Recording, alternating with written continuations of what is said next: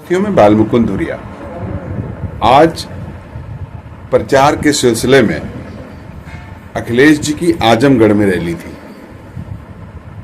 जैसा कि हो रहा है, और आजमगढ़ तो भीड़ का तो कुछ पूछना नहीं है, और लोगों के उत्साह के बारे में कुछ अलग से नहीं बताना है। जबरदस्त भीड़ भी थी और जबरदस्त उत्साह भी था, लेकिन अखिलेश जी आज कुछ अलग अंदाज में दिखे।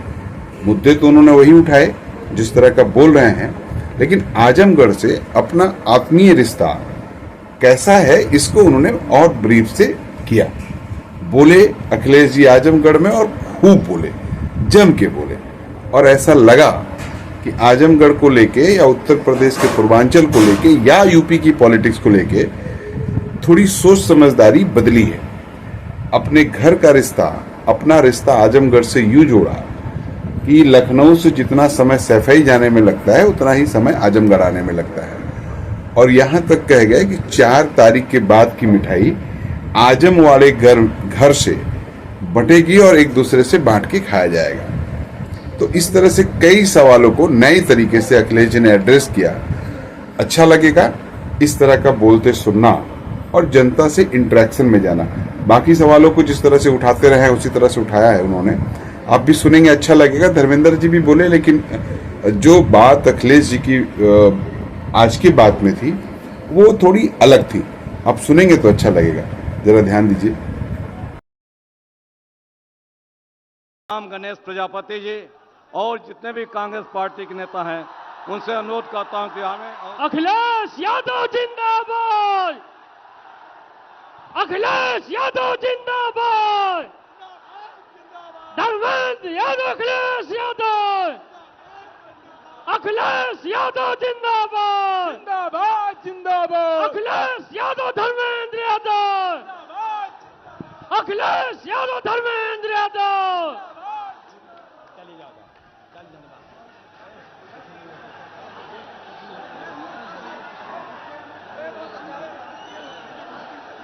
अच्छा जाओ।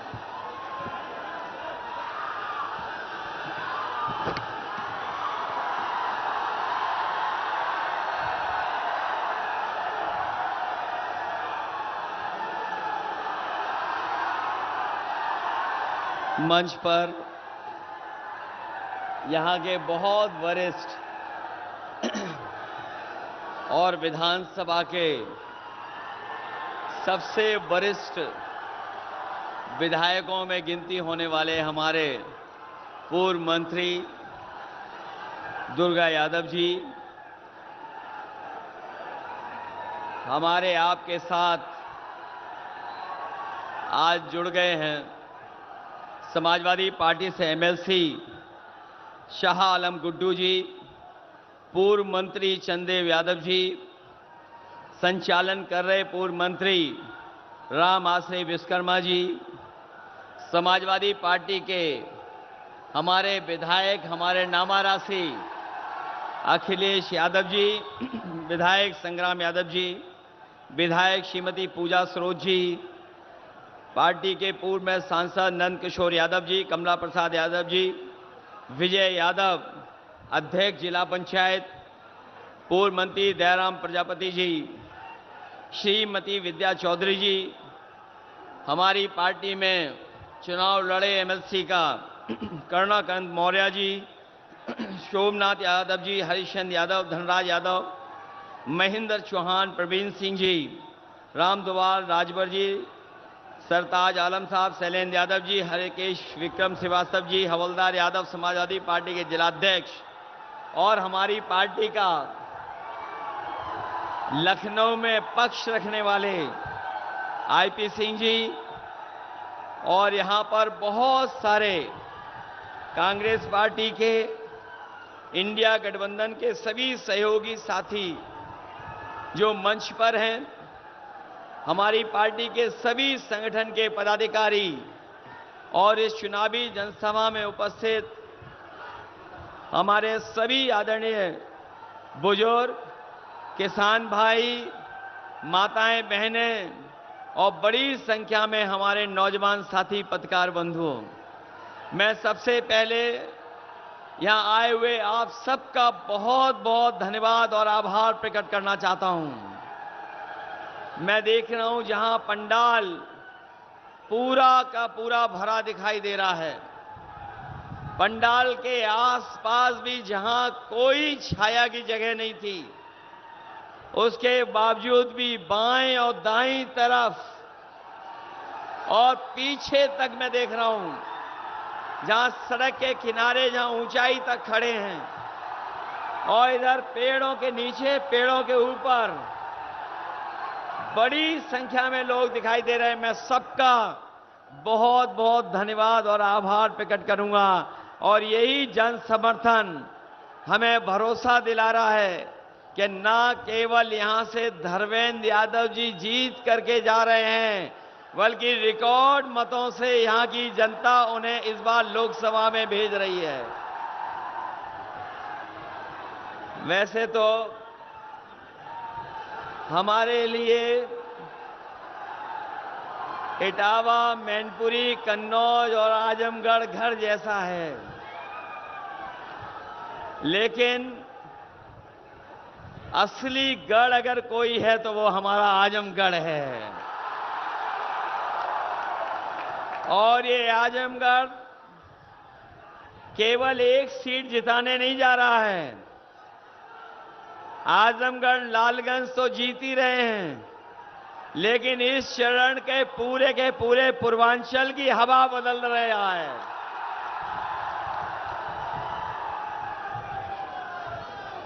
जो यहां कुछ दिनों पिक्चर चल रही थी,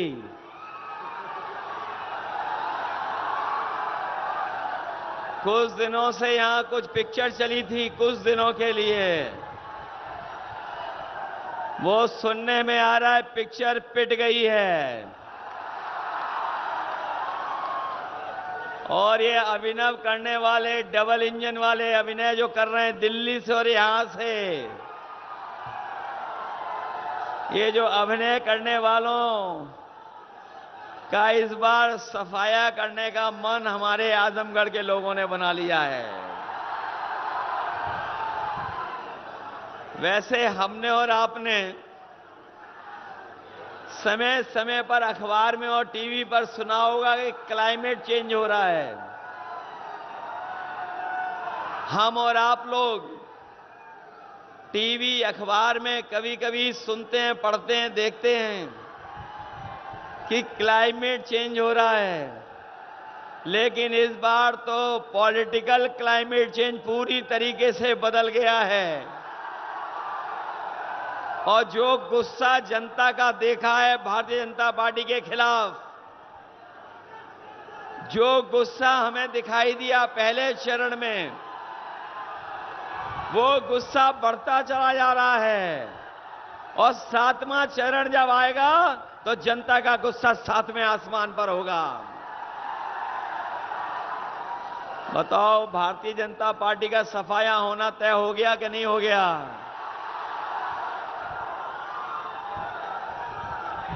ये दिल्ली वाले प्रधान सांसद जी, ये दिल्ली वाले जो प्रधान सांसद जी हैं, वो शहजादों से घबराए हुए हैं। आप लोगों ने सुना होगा, अपना और भाषण भूल करके आजकल शहजादों पे भाषण दे रहे हैं। ये शहजादों पे भाषण देने वाले शहजादों से इसलिए घरवारे हुए हैं, इस बार शहजादे शह भी देने जा रहे हैं और मात भी इस चुनाव में उनको देने का काम करेंगे। जब वोट की गिनती होगी, ये जब वोट की गिनती होगी, ये 4 जून को जब वोट की गिनती होगी, उस दिन 4 जून को जब 12 बजे के लगभग वोट गिनती आगे बढ़ रही होगी, उस समय देश में एक पिक्चर रिलीज होगी उसका नाम होगा एक थी भारतीय जनता पार्टी। जब 4 तारीख को 12 बजे के बाद एक पिक्चर रिलीज होगी और उसका नाम होगा एक थी भारतीय जनता पार्टी। बताओ उत्तर प्रदेश से इस बार सफाया होने जा रहा है कि नहीं होने जा रहा है? उत्तर प्रदेश वाले स्वागत भी अच्छा करते हैं। उत्तर प्रदेश वालों ने स्वागत भी अच्छा किया था, लेकिन इस बार विदाई भी इनकी बड़ी धूमधाम से होने जा रही है। पिछले 10 साल में इनकी हर बात झूठी निकली, हर वादा झूठा निकला। इन्होंने कहा था कि किसानों की आय दोगुनी हो जाएगी। यहां पर किसान भाई भी आए होंगे, उनके परिवार के लोग भी होंगे। बताओ किसी की भी आय दोगुनी हो गई हो तो बताइए। ना आय दोगुनी हुई और महंगाई इतनी बढ़ा दी है कि आज लागत बढ़ गई है। लागत बढ़ा करके हमारे किसानों के ऊपर संकट पैदा कर दिया। जहां किसानों की मदद होनी चाहिए थी, वहीं हमारे किसान भाई जानते होंगे उनके खाद की बोरी से चोरी हो गई। पहले 5 किलो चोरी की, फिर 5 किलो चोरी की। बताओ आज बोरी से, खाद की बोरी से कितनी चोरी कर ली? 10 किलो चोरी हो गई कि नहीं हो गई? कभी कभी मैं सोचता हूं ये चोरी कहां से सीख के आए हैं। ये बोरी की चोरी कहां से सीख के आए हैं। तब हमें याद आता है कि बाजार में आपने देखा होगा पहले इतना बड़ा पार्ले जी का बिस्किट पैकेट आता था। याद है आपको कि नहीं याद है? इतना बड़ा पैकेट आता था पार्ले जी का, और जैसे जैसे महंगाई बढ़ी और मुनाफा कमाना शुरू किया, बताओ आज पैकेट कितने बिस्किट का आ रहा है? 5 बिस्किट का पैकेट इसके हाथ में है। कितने बिस्किट हैं इसके अंदर? ये हमारा रिटायर्ड सिपाही है ये। कितने बिस्किट का पैकेट है? 5 बिस्किट वाला पैकेट है। और याद रखना, बीजेपी वाले आ गए तो इतनी महंगाई बढ़ाएंगे कि आपको पार्ले जी का बिस्किट पैकेट भी 1 बिस्किट का मिलेगा। बताओ डीजल पेट्रोल महंगा हो गया कि नहीं हो गया? यही हमारे नौजवान जब मोटरसाइकिल खरीदते थे 10 साल पहले कितने रुपए की आती थी? पहले 10 साल पहले मोटरसाइकिल की कीमत क्या थी और आज कितनी हो गई? 1 लाख पार हो गई कि नहीं हो गई?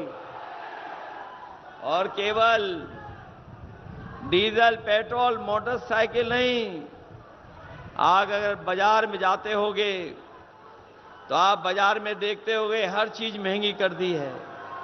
न केवल महंगाई बढ़ाई है, बाजार में चीजों को छोटा भी कर दिया और पैसा आपसे वसूला जा रहा है। आपसे मुनाफा ले रहे हैं, और कितना मुनाफा ले रहे हैं इसका कोई हिसाब किताब नहीं है। कभी आपने दवाई ली होगी बुखार की, जो बुखार की दवाई वो भी महंगी हो गई। कुछ दिन पहले आप लोग जब बुखार की दवाई लेते थे तो 500 मिलीग्राम की गोली से बुखार उतर जाता था, लेकिन इधर डॉक्टर 650 की एमजी की गोली दे रहे हैं। उसके बाद भी बुखार उतरेगा नहीं उतरेगा कोई पता नहीं। और आपको हमको इन्होंने बताओ, जबरदस्ती वैक्सीन लगवा दी थी कि नहीं लगवा दी थी? कोई बचा तो नहीं जिसने वैक्सीन नहीं लगवाई? ये हमारे पुलिस के भाई लोग हैं, ये लोग लगवाना नहीं चाहते थे, लेकिन सरकार ने इनको जबरदस्ती लगवा दी। और अब पढ़ लिया होगा, सुनने में आया होगा कि जिनके वैक्सीन लगी है वो बीमार जल्दी हो जाएंगे, हार्ट अटैक जल्दी हो जाएगा। ये बात पता है कि नहीं पता है? और वही कंपनी वाले जिन्होंने हमें आपको वैक्सीन लगवाई, वो अब कह रहे हैं कि हम वैक्सीन वापस ले लेंगे। बताओ, कोई तरीका हो जब शरीर में वैक्सीन पहुंच जाए, वो वैक्सीन बाहर कैसे आएगी? बता दें हमें कोई। बताओ, कोई रास्ता है इसका? इन्होंने धोखा दिया कि नहीं दिया? न केवल धोखा दिया हमें और आपको, बल्कि इलेक्टोरल बॉन्ड के बहाने इन्होंने सबसे पैसा वसूल लिया। जिनसे वैक्सीन लगवाई उनसे भी पैसा वसूल लिया। जो बड़ी बड़ी कंपनियां थी उनसे भी पैसा वसूला है। और कहते हैं कि वो चंदे में मिला है, चंदे में। कोई हमें यहां पर बता दे, अगर कोई चंदा देता है तो हजारों में देता है, लाख में देता है, बहुत संपन्न होगा तो ज्यादा दे देगा, लेकिन कोई 100 करोड़, 200 करोड़, 400 करोड़ पैसा नहीं देता है। कोई 500 करोड़ नहीं देता, कोई 1000 करोड़ नहीं देता। बताओ, जब से इलेक्टोरल बॉन्ड की बात जनता जान गई है, तब से इनके भ्रष्टाचार की पोल खुल गई कि नहीं खुल गई? इनके भ्रष्टाचार की पोल खुल गई। और जिनकी भ्रष्टाचार की पोल खुल गई है, इस बार जनता वोट डाल करके इनका बैंड बजाने का भी काम करेगी। ये हमारे जो नौजवान आए हुए हैं, ये तैयारी करते हैं, पढ़ाई लिखाई कर करके परीक्षा देने जाते हैं। परीक्षा देने गए और परीक्षा दे करके घर लौटे तो पता लगा पेपर लीक हो गया। यहां बहुत सारे नौजवान होंगे जो परीक्षा लिखे होंगे, समय समय पर सरकार ने परीक्षा कराई नौकरी देने के लिए, लेकिन सरकार में सब पेपर लीक हो गए। आखिरी में जो पुलिस भर्ती हुई थी, जिसमें इन्होंने कहा कि प्रदेश की सबसे बड़ी भर्ती हो जाएगी, 2 दिन परीक्षाएं लिखाई इन्होंने, लेकिन जब नौजवान परीक्षा दे करके घर लौटा तो पता लगा पुलिस की भर्ती का भी पेपर लीक हो गया। लाखों लाख नौजवान घर वापस आ गया। और हम अपने साथियों को कहना चाहते हैं, इनके खिलाफ न केवल नौजवान हैं जिनकी परीक्षा इन्होंने नहीं होने दी, पेपर लीक कराया, बल्कि उनके मां बाप भी इनके खिलाफ हैं। और अगर परिवार के हम केवल 3 सदस्य गिन लें, और अभी तक उत्तर प्रदेश में 60 लाख बच्चों का पेपर लीक हुआ है। अगर 3 परिवार के सदस्य हैं और 60 लाख बच्चों का पेपर लीक हुआ है, तो सोचो, अगर हम 3 का गुणा 60 में कर दें तो 1 करोड़ 80 लाख बनता है। और यही 1 करोड़ 80 लाख अगर हम 80 लोकसभाओं से भाग दे देंगे तो हर लोकसभा में पेपर लीक के कारण 2,25,000 लोग इनके खिलाफ हो गए हैं। बताओ, भारतीय जनता पार्टी के लोग बचेंगे कैसे? क्या बच जाएंगे अब भी? और अपने नौजवानों से हम कहना चाहते हैं, ये पेपर लीक नहीं हुआ है, ये पेपर लीक नहीं हुआ है। इस सरकार ने जानबूझ करके पेपर लीक कराया है। केवल आपकी नौकरी से और भविष्य से खिलवाड़ नहीं, बल्कि अपना सोचना जाकर के 10 साल में आपके 1/3 जीवन को इन्होंने बर्बाद करने का काम किया है। 1/3 जीवन। और यही नहीं पेपर लीक, ये जो सरकार वाले हैं, ये जो भाषण देते हैं, बड़े बड़े लंबे लंबे भाषण देते हैं, और कोई भाषण इनका तब तक शुरू नहीं होता जब तक ये भारत माता की जय न बोलें, भारत माता की जय न बोलें। हम भी सब लोग भारत माता से प्यार करते हैं, लेकिन सोचना इन्होंने हमारे फौज की नौकरियों के साथ क्या कर दिया। ये आजमगढ़, गाजीपुर, मऊ, बलिया, बनारस, चंदौली, अंबेडकर नगर, जौनपुर, ये तमाम जिले वो हैं पूर्वांचल के जिनके नौजवान खेतों पे, सड़कों पे मेहनत कर करके फौज की भर्ती के लिए तैयारी करते थे, फौज की भर्ती के लिए दौड़ते थे सुबह शाम। लेकिन इन्होंने फौज की भर्ती को भी आधा अधूरा बना दिया, और इसलिए आधा अधूरा बनाया है क्योंकि उन्होंने जब देखा कि सबसे ज्यादा गांव के बच्चे फौज में भर्ती होते हैं, और जब एक बार एक परिवार का फौज में चला जाता है तो फौज में जाने के बाद उसके घर परिवार की आर्थिक और सामाजिक स्थिति बेहतर हो जाती है। उन्होंने गिनती कराई, गिनती में ये पाया कि सबसे ज्यादा फौज में भर्ती अगर कहीं के बच्चे हो रहे हैं तो गांव के बच्चे भर्ती हो रहे हैं। इन्होंने हमारे साथ और हमारे भविष्य के साथ खिलवाड़ की, और ये जो अग्निवीर व्यवस्था लेकर के आए हैं, हम अपने नौजवानों को भरोसा दिला के जा रहे हैं 4 जून के बाद जब सरकार बनेगी तो अग्निवीर हमेशा हमेशा के लिए खत्म हो जाएगी। न केवल अग्निवीर व्यवस्था खत्म होगी बल्कि फौज की भर्ती को भी बढ़ाने का काम करेंगे। अभी ये लोग 70,000 भर्ती कर रहे हैं, हम लोग लाखों लाख नौजवानों को फौज में पक्की नौकरी और पक्की वर्दी देने का काम करेंगे।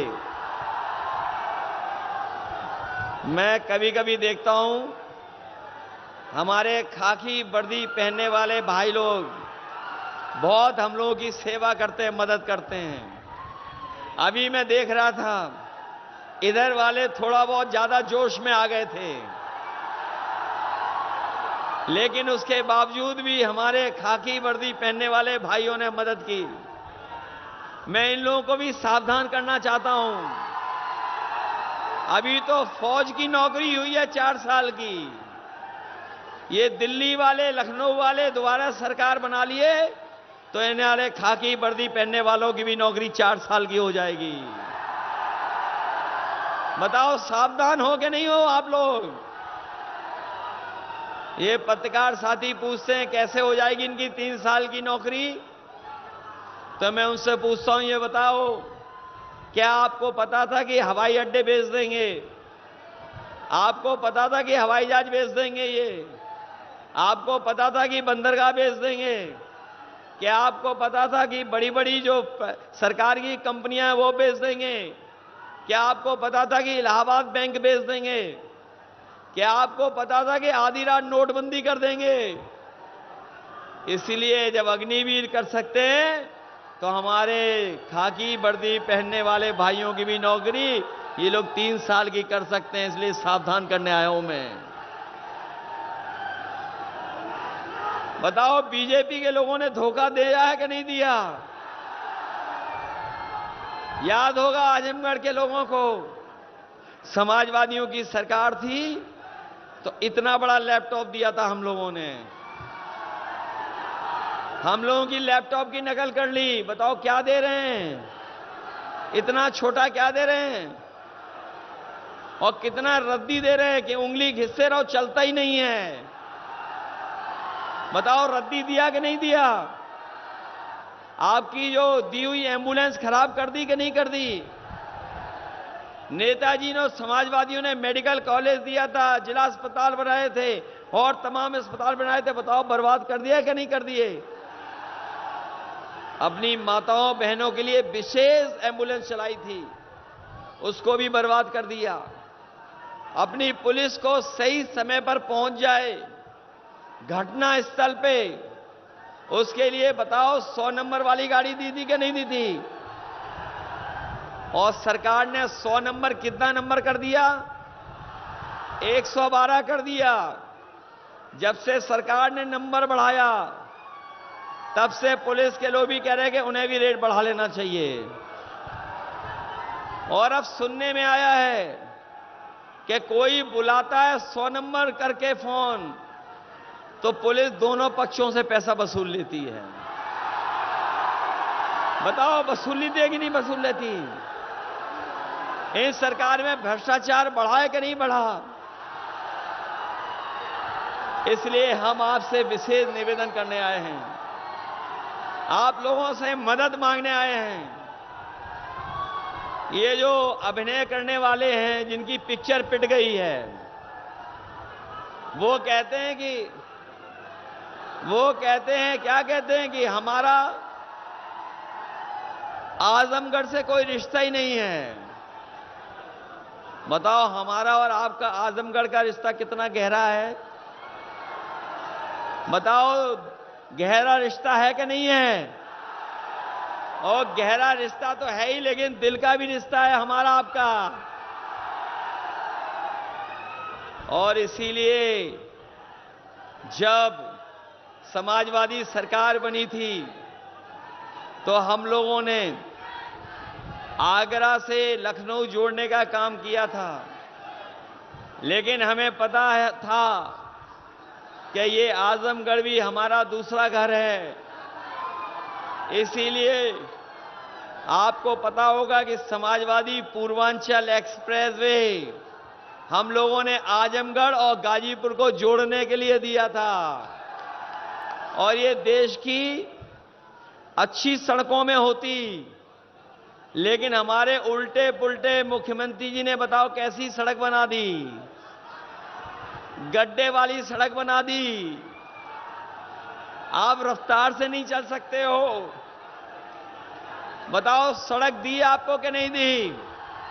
और किसी ने नहीं मांगी थी, हम लोगों ने अपने आप दे दी थी। मेडिकल कॉलेज दिया। आज जिस पर हम लोग तो उतर ही रहे हैं, हवाई जहाज उतर रहे हैं, दूसरे लोग भी उतर रहे हैं। अगर वो हवाई पट्टी किसी ने दी थी तो नेताजी ने और समाजवादी लोगों ने आजमगढ़ को हवाई अड्डा देने का काम किया था, हवाई पट्टी बनाई थी। मेडिकल कॉलेज दिया, एग्रीकल्चर कॉलेज दिया, न जाने कितने पीएससी सीएससी सब स्टेशन दिए। और जो चीनी मिल है यहां पर मुबारकपुर वाली, याद होगा, बताओ आप लोग सठियाओं वाली कब से मांग रहे थे? कब से मांग रहे थे चीनी मिल?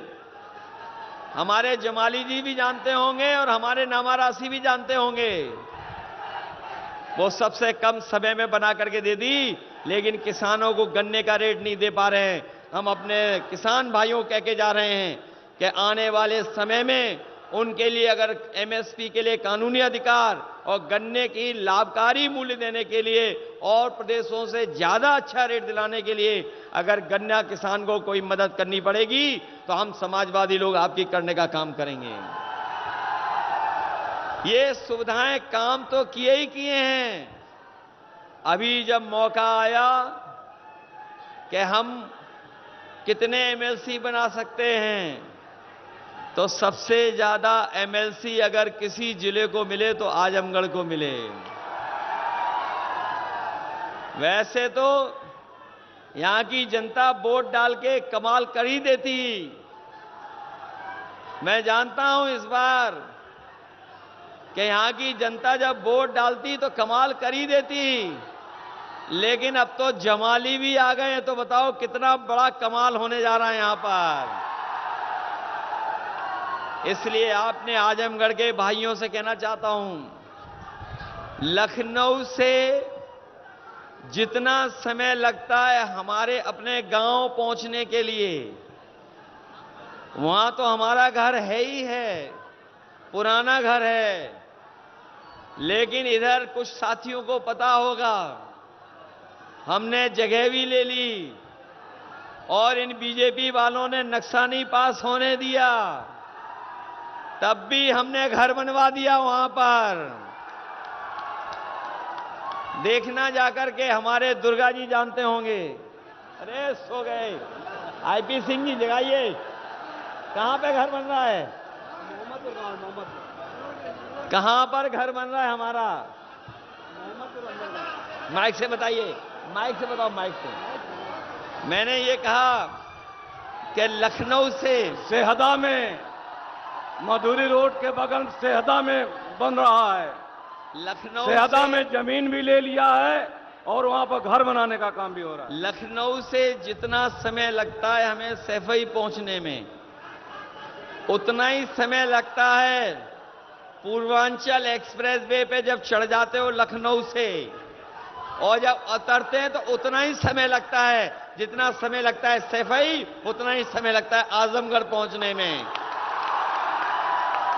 और अगर सैफई में घर है हमारा, हमने जगह यहां भी ले ली है और बड़ी जगह ले ली, जिससे कि अपने साथियों से मिल भी सकेंगे, मिल भी लिया करेंगे।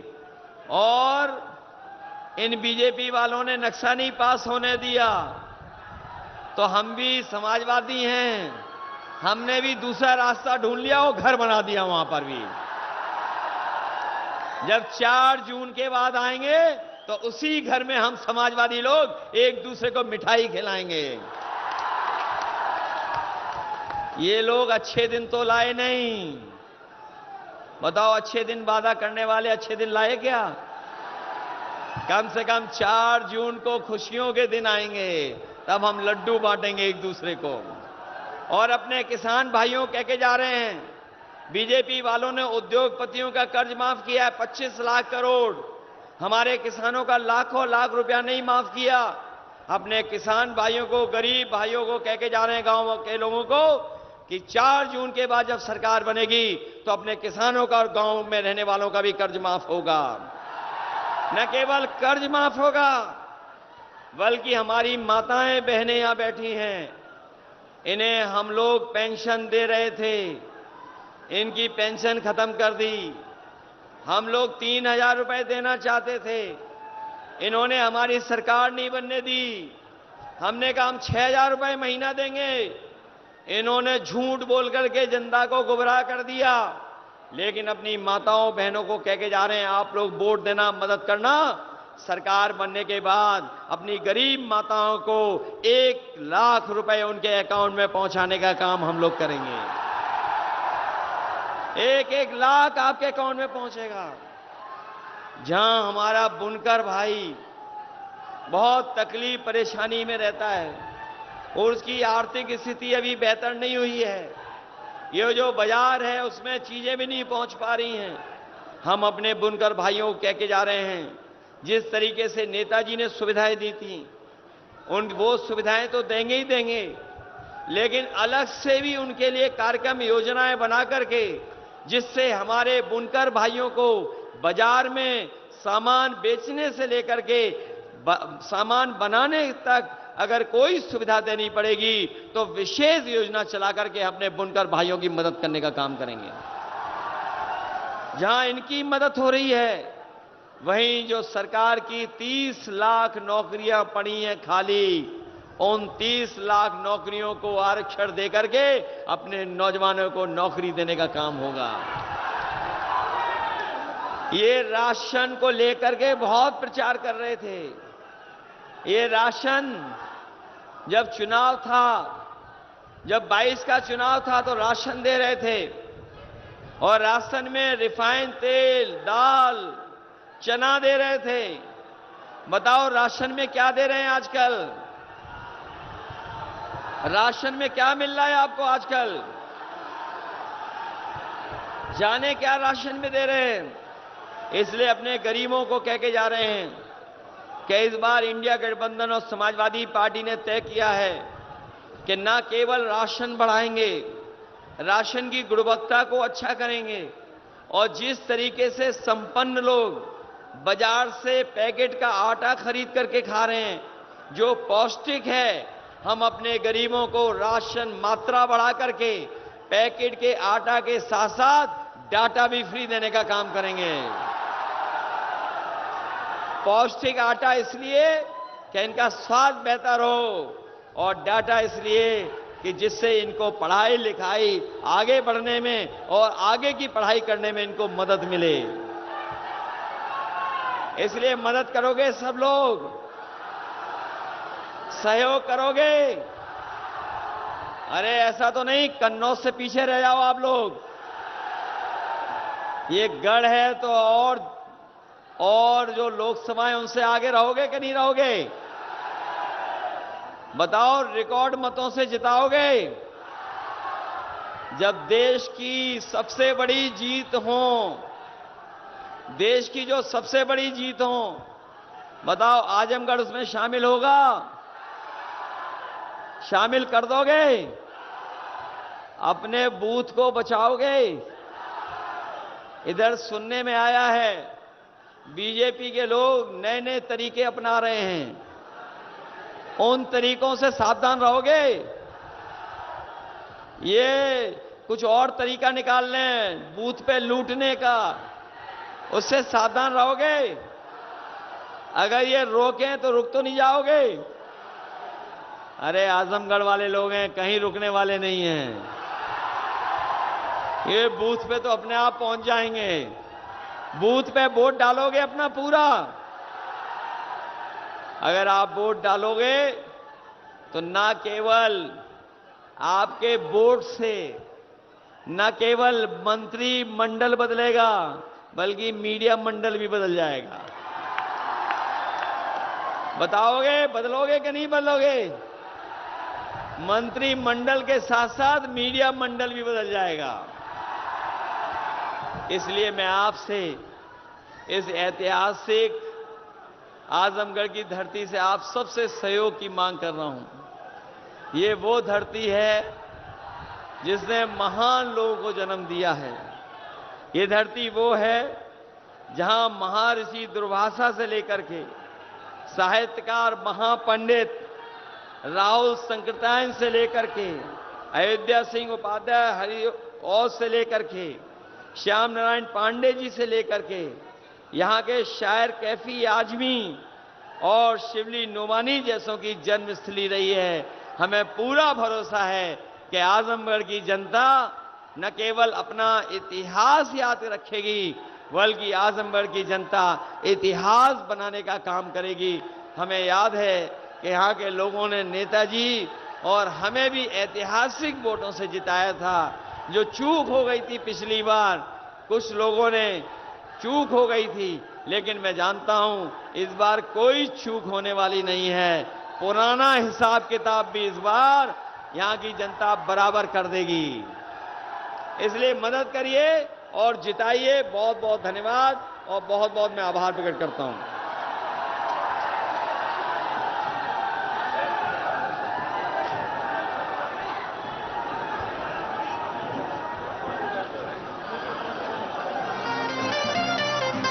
हाजिर हो सांसद जी, हाजिर हो, हाजिर हो, हाजिर हो।